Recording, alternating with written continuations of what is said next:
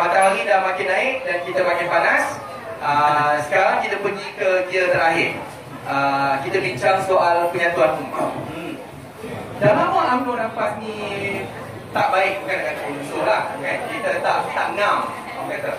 Kenapa tiba-tiba lepas PRU 14 UMNO dan PAS buat keputusan untuk duduk bersama?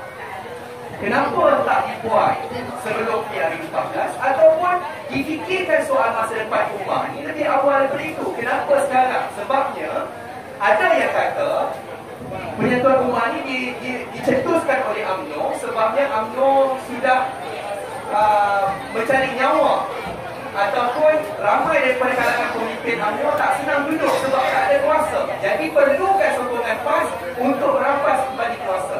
Apa pandangan Datuk dalam komen? Okey, terima kasih. Pertama saya nak sebutkan, jangan lupa selepas PRU yang ke-14 itu di Parlimen, kursi yang paling banyak dipegang oleh UMNO 54 kursi. Nombor 2, 49 kursi PKR. Nombor 3, 42 kursi DAP. Nombor 4, 18 kursi PAS. Nombor 5, 13 kursi Parti Bunga Raya, diikuti parti-parti lain. Jadi tak betul kalau orang kata selepas PRU itu UMNO dah nyawa-nyawakan. No, UMNO 54 kursi waktu itu UMNO masih lagi merupakan parti yang paling besar pegang kursi. Di negeri Perak ini selepas PRU yang ke-14 ada 59 kursi. UMNO saja waktu itu sebelum 2 orang kena curi 27 kursi. Selepas 27 UMNO itu 18 DAP. Lepas itu 18 DAP, nombor 3-nya 6 Parti Amanah Negara, nombor 4-nya 4 Parti PKR, ya. Nombor 5-nya Parti Interi Besar, satu ya. Bukan nombor 5 lah, ada lagi PAS nombor 3. Nombor 6, satu ya. Jadi tak betul kalau dikatakan bahawa nyawa UMNO ni nyawa ikan sebab PRU. No. Kalau nyawa ikan, Dr. Mahathir tak curi lah ahli UMNO. Kalau UMNO tengah tenat, takkan Dr. Mahathir pergi curi ahli UMNO dalam parlimen dia. Takkan Pakatan Harapan pergi curi orang UMNO 2 orang. Tak tenat. Kita kuat sebab tu orang curi dah hak kita juga. Bukan tu saja, tawaran asal dia, tuan-tuan dan puan-puan. Tawaran asal dia bukan 2 orang. Utusan mari jumpa saya minta semua 27 orang UMNO ni tukar parti, masuk parti bersatu. Ingat kita bodoh macam ni buat. Kita kata mereka bodoh, tapi jangan ingat kita bodoh macam ni buat. Lebih kurang lah. Tuan-tuan dan puan-puan, saya nak menafikan bahawa UMNO akan tenat ni hari ni berderet ramai ni. Ni, tuan-tuan dan puan. No. Mengapa UMNO dengan PAS bersatu? Pertama saya kena ingat orang Islam semua. Wa makaru wa makarullah wallahu khairul makirin. Manusia boleh merancang, Allah juga merancang. Wallahu khairul makirin, dan Allah adalah sebaik-baik perancang. Manusia UMNO merancang untuk menang, manusia PAS pun merancang untuk menang. Tetapi rancangan Allah, PAS tak menang, UMNO tak menang. Yang menang ialah orang bukan Islam. Dalam Dewan Negeri Perak, 28 kursi pembangkang milik orang Islam sepenuhnya. Dalam Kerajaan Negeri Perak, daripada 31, 19 bukan Islam, hanya 12 orang Islam. Negeri Perak, negeri Islam, pembangkang Islam. Orang Islam dalam kerajaan hanya 12 orang. Di Malaysia, pada awal pilihan raya sebelum kena curi ini, bilangan kursi kerajaan Malaysia 124. Daripada 124 itu hanya 56 kepunyaan Islam, 68 bukan Islam. Tuan-tuan dan puan, Allah mengajar kita untuk lihat dengan pintu hati. Allah mengajar kita bila dia turunkan musibah kepada umatnya, jangan lihat kepada keburukan, cari hikmah di sebaliknya. Alhamdulillah, Allah buka pintu hati Tuan Guru Haji Ali, Presiden PAS.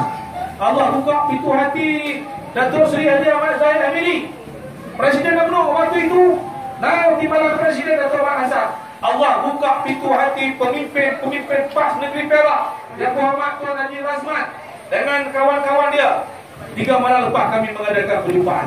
Allah buka pintu hati orang UMNO dengan orang PAS untuk melihat dengan mata hati bagaimana permusuhan, perpecahan di antara PAS dengan UMNO telah mengakibatkan kejatuhan orang Islam dalam kerajaan negeri Perak, dalam kerajaan Malaysia. Maka Allah buka pintu hati kita, waqtasimu bihablillah jami'an wa la tafarraqu wa la tanaza'u wa tafsalu wa tazhabu bihukum. Kalau kamu terus berpecah belah, kamu jadi lemah dan kamu akan ditindas.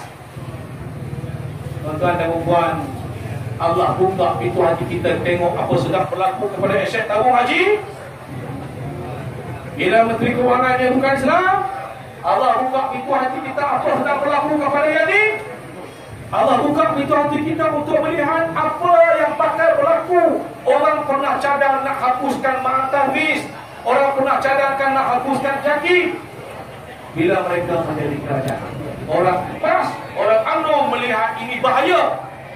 Karena itu kita berjumpa bertetang mata. Kita lupakan semua sengketa demi Islam. Al-Islam yaqru wala yu'lam alaih. Orang UMNO di Malaysia, orang UMNO di Perak, orang UMNO di Sungai Ciput, orang UMNO di Lenggur. Tuan-tuan dan puan-puan, malam ini saya akan berceramah di pentas bersama orang PAS dengan orang UMNO di Tapak. 18 hari bulan, orang PAS dengan orang UMNO akan berceramah satu pentas di Lawai Lenggur.